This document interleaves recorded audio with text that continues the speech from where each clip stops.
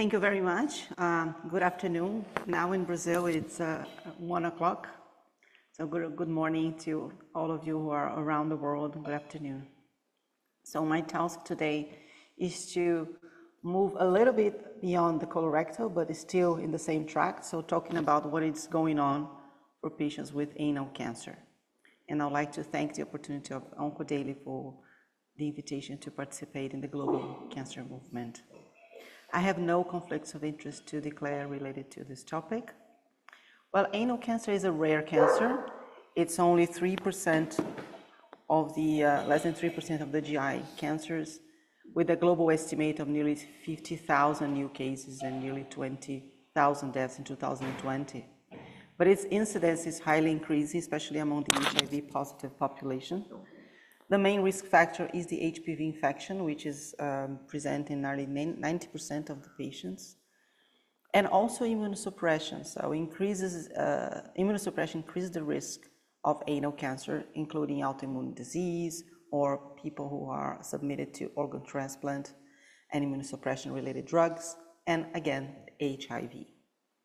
And because of that, HIV testing is mandatory depending on the setting. So several international guidelines recommend to test HIV as an option exam.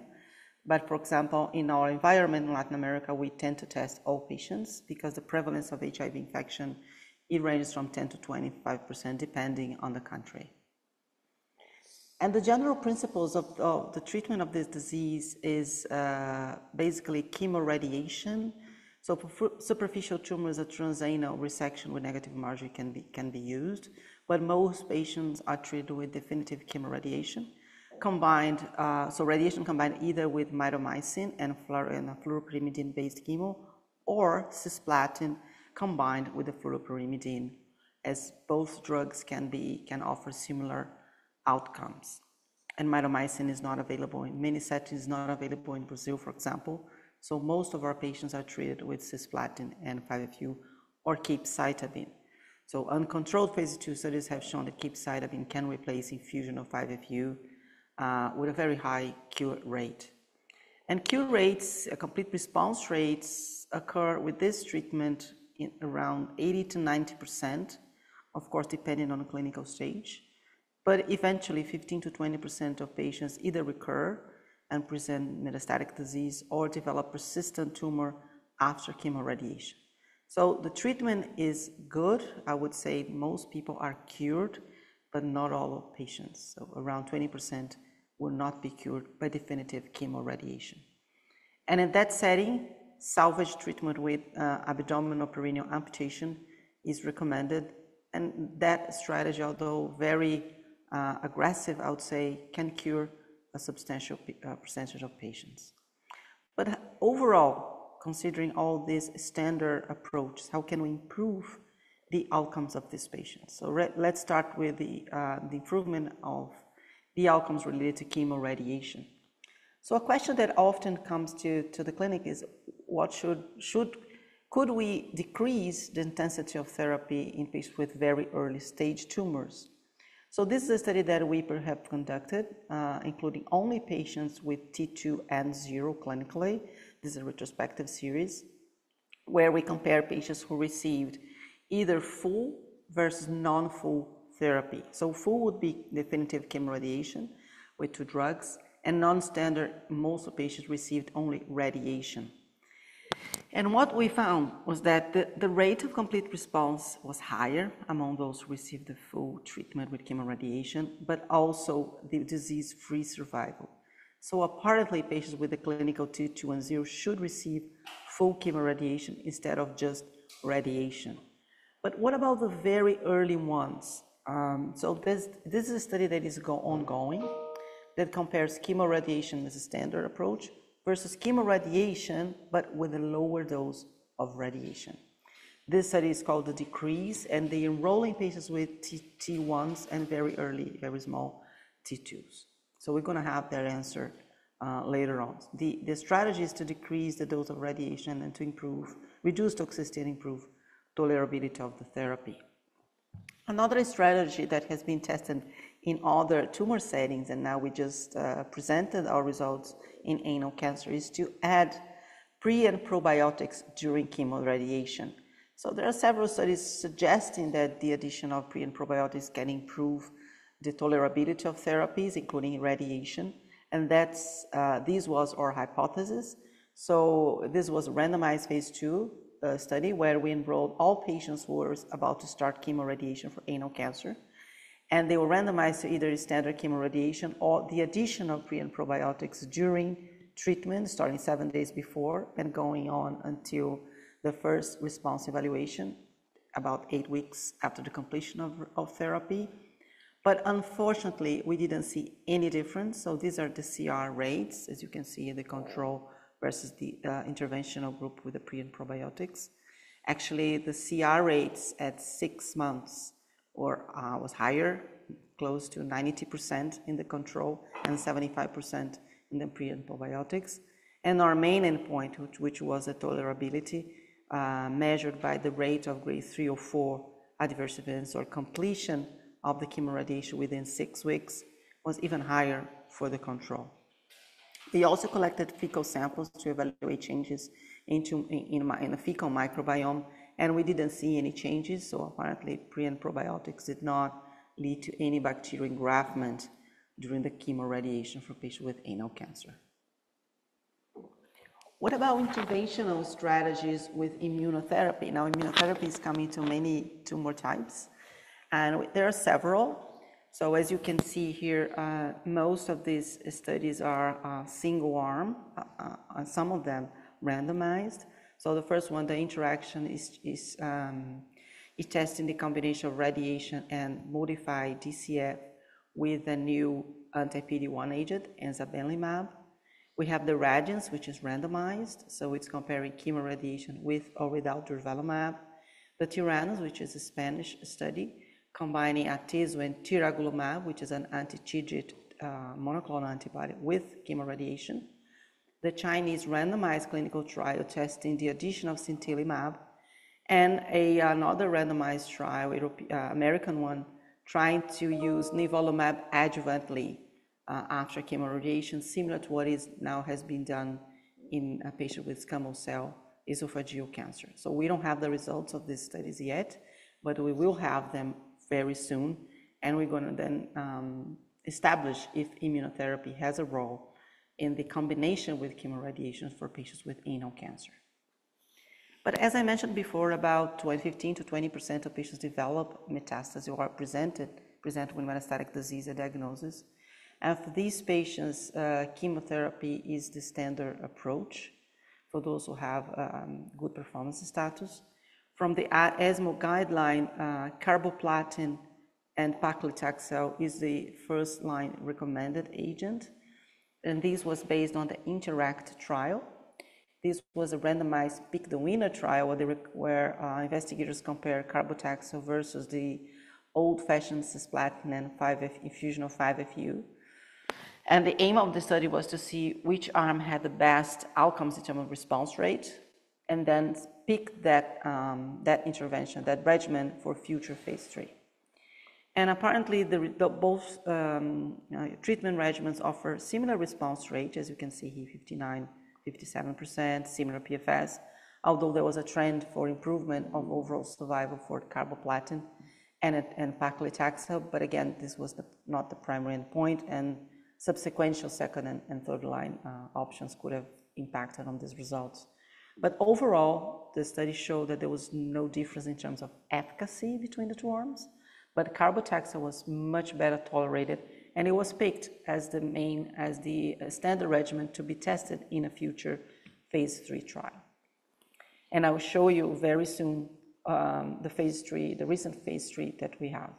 But first of all, the first randomized trial that tested immunotherapy, again, in a metastatic setting in anal cancer, it was MEDCF with or without atezo, and unfortunately this was a negative trial. So the addition of atezolizumab did not improve either response rate, PFS, or even overall survival. But we have other studies, non-randomized studies, testing single agent, either pembro, nivo, or Retifanlimab. These are all immune checkpoint inhibitors. As you can see here, response range is in the range of 15 to 25%. And the last one here, it was a randomized phase 2 testing ipi-nivo versus nivo, with no difference in favoring the combo. So apparently, an anti-PD-1 or anti-PD-L1 in monotherapy in second line. I'm sorry, I didn't mention these were all in second line after cisplatin. They offer some sort of activity in a proportion of patients, but with median progression-free survivals are very, very short, and there was no gain with the addition of ipilimumab against nivo alone. But this is the most recent study that we have in anal cancer. It was just presented at the ESMO in Barcelona. This was the phase 3 testing the carbotaxol standard regimen against the same regimen together with Retifanlimab, the anti-PD-1 agent. So this was the Podium 303. It was a phase 3 that compared these two regimens with the carboplatin testing combined with placebo. Patients were stratified by PD-1 expression in a tumor, the region, and the extent of the disease, either locally, recurrent, advanced, or metastatic. And the main and the primary endpoint was progression-free survival. And this is the primary endpoint results. So it was statistically different between the two arms, close to 300 patients. Median PFS was 7.4 months versus 9.3 with a combination of Retifanlimab with a hazard ratio of 0.63, favoring the combination. Overall survival trended favoring Retifanlimab, 29 versus 23 months in their medians, but as you can see here in the curves, the follow-up is still immature. You can see here several crosses, which means the censored patients. But response rate favor the combination, 56% against 44%. So this was recently presented. It's not yet, Retifanlimab is not yet approved in any country, but it's probably going to become the first new therapy approved for anal cancer in decades.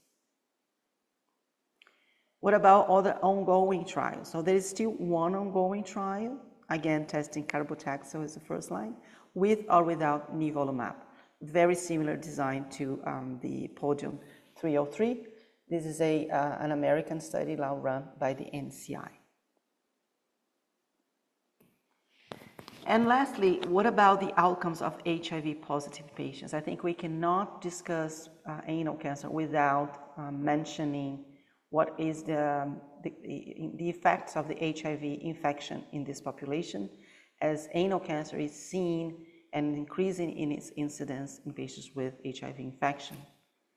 So, as we have seen in several studies, this is just one of them, a meta-analysis conducted by our group, demonstrating that disease-free survival rate at 3 years and 5-year overall survival rate at 5 years are inferior for patients with HIV infection. The reasons for that are multiple. One of them, and patients tend to tolerate radiation poorly, probably because of the interaction with the antiviral therapies. They tend to develop more radiodermitis, and this leads to more treatment interruptions that may impact on their chances of cure. But another study that we did that I think is really, really relevant for clinical practice is that we compared patients with HIV and without it. And again, we saw inferior outcomes, but what was really striking is that if you just consider the overall complete response rate, HIV positive patients tend to have good outcomes. But what happens many times in the study is that these patients tend to have a longer time to achieve complete response. So their median time to achieve CR was 7.8 months compared to 4.8 with the non-HIV patients, so almost double. And many of these patients then, if they don't have a complete response in 6 months, some of them may go to colorectal amputation, which is devastating for their quality of life. And many of them just had pathological CR because we just didn't have enough time, waiting time, to see a complete response. So my advice to all of you who treat patients with anal cancer, if they have HIV infection, response rate can occur later on. So please wait some time before the decision to go for salvage therapy. What about patients with HIV infection and metastatic disease? Again, a study by our group in Latin American patients with a median follow-up of 26 months, we didn't see striking difference in PFS, in first line, or overall survival. But these were patients who were receiving TARV, antiviral therapy, and who had an ECOG of 0 or 1. I'm not talking about those patients with multiple infections or who are very fragile, but if they have a CD4 of about 250 or 300, if they're fit enough, they should receive standard therapy just like any other patient without HIV infection. And probably that includes also immunotherapy. We are now conducting a global registry of HIV positive patients. We are enrolling, and the main objective is just to characterize these patients and to see their outcomes according to details of the HIV infection. And my last part regards to the rehabilitation of patients with anal cancer. Initially, it was the first part of my talk, I said that the current evidence is that most people are cured, thankfully, with definitive chemoradiation. But that sometimes comes with a price because especially sexual dysfunction may develop in several patients. Particularly among women who were treated and were cured with from anal cancer, vaginal stenosis may develop in nearly 60% of them. And this relates to radiation, long-term local fibrosis. Of course, this results in significant dyspareunia, post-sexual intercourse bleeding, and also it limits gynecological examination because some patients simply cannot have any sexual intercourse or have any gynecological examination at the end. And in our guideline and in my center, what we recommend is that patients start using the vaginal dilators 4 weeks after they complete radiation, 3 times a week for 1 to 5 minutes, and this goes increasing with size and circumference. And again, for how long? Usually until patients start having sexual vaginal penetration again. Topical estrogens containing creams are recommended, and intravaginal laser is very controversial. We don't have good evidence if this is safe or not, but for some patients we discussed this and they prefer to use it, and they say it really improves sexual function. So to conclude, for the standard of care component, stage 1 anal cancer, anal verge tumors can be treated with local resection, especially if it's more than 1 centimeter. For all of those with localized disease, chemoradiation with either mitomycin or cisplatin and fluoropyrimidine can be very useful and cures about 80% of patients. For HIV positive patients, what we know is that those with localized tumors tend to have a longer time to achieve CR, so please wait sometimes to decide on salvage therapy. Metastatic patients with HIV tend to have very similar outcomes that patients with who are HIV negative, they're fit. And I think we have evidence, not from anal cancer, but for all the tumor types, that it's safe to use immunotherapy, immune checkpoint inhibitors in these patients. Remember the rehab to prevent vaginal stenosis after treatment completion for females. And I could not forget to mention on the HPV vaccination, so please check for local guidelines, and this, of course, should be more enforced.